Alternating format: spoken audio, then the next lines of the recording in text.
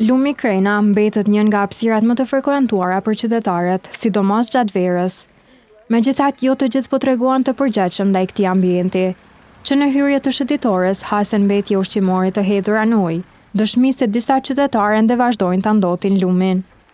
Megjithatë, krahasuar me periudhat e mëparshme, gjendja në pjesën e sipërme të shëtitores është dukshëm më e mirë, ndërsa sa më shumë i afrohesh fundit të shëtitores, mbeturinat shtohen, duke dëmtuar pamjen e këtij ambienti.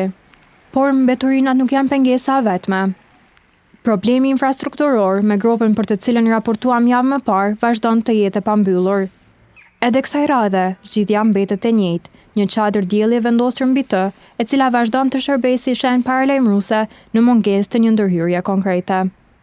Me ardhjen e mërgjimtarëve, shëtitoria e lumit Krena është bërë edhe më e frekuentueshme nga qytetarët.